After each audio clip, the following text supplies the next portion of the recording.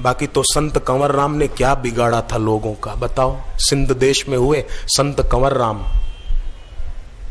बड़े उच्च कोटि के संत थे, बड़े अच्छे भजन गाते थे, अच्छी वाणी कल्याणकारी सुनाते थे। ट्रेन में कहीं जा रहे थे तो विधर्मी उनको मारने के लिए बैठ गए उसी ट्रेन में।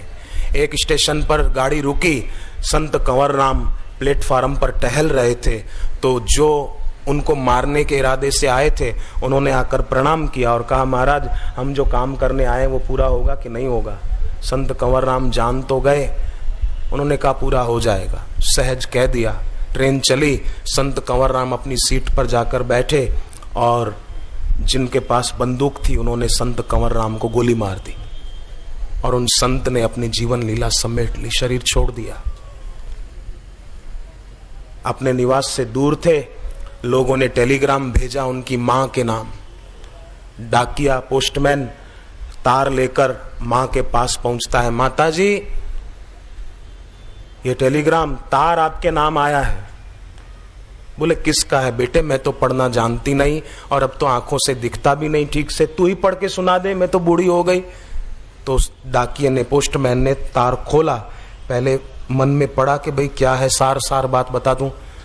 तो उसने पढ़ा तो उसकी आंख से आंसू निकल आए कि संत कंवर राम ने शरीर छोड़ दिया है। रो पड़े। तार मां को देते हुए बोला, मां ये तार तुम और किसी से पढ़वा लेना, मेरी पढ़ने की हिम्मत नहीं है। मां ने कहा, बेटे तू पढ़ के सुना दे, हमारी कोई भी चिट्ठी आती है तो तू ही पढ़ के सुनाता है, तो अब ये तार क्यों नहीं पढ़ के सुनाता तू। बोले मां मेरे से नहीं पढ़ा जाएगा, किसी और से पढ़कर सुन लेना। तो मां ने कहा, बेटे अगर तू मेरे को पढ़ के नहीं सुनाएगा ना तो मेरा बेटा आएगा ना कंवर राम संत, तो मैं उसको कहूंगी, तेरे नाम की शिकायत करूंगी कि तूने मेरे को टेलीग्राम पढ़ के नहीं सुनाया। तब वो फूट फूट के रो पड़ा कि मां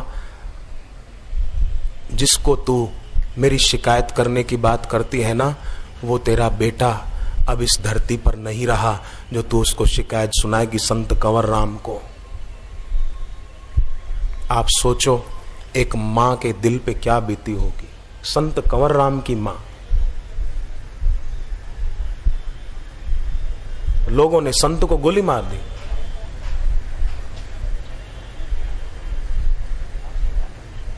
उन पर भी कई आरोप लगे थे।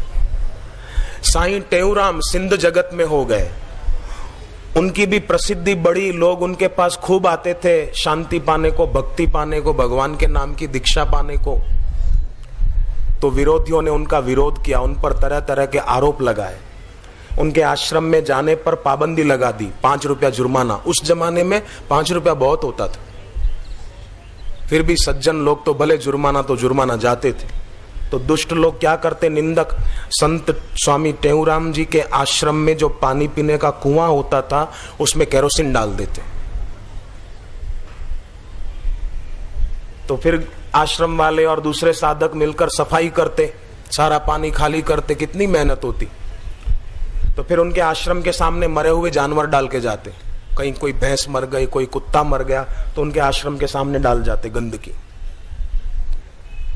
जब अति करने लगे तब उन संत के दिल से उफ निकल गई कि हरि अब तू जाने, मैंने बहुत सह लिया इनका उपद्रव, अब मैं तेरे को सौंप रहा हूं। उफ निकल गई, भयंकर हैजा और कॉलेरा का रोग फैल गया उन निंदकों के यहां, उन विरोधियों के यहां। डॉक्टर नगर छोड़ के भागने लगे। आखिर कुछ सज्जनों ने कहा कि वो संत को सताया है इसलिए ये सब हुआ है, जाकर माफी मांगो। आखिर उनको भी सद्बुद्धि आई और जाकर संत से माफी मांगी। तब संत ने कहा, अच्छा भली कंदो मुझो भगवान, भला करेगा ईश्वर। तब फिर सब ठीक हो गए।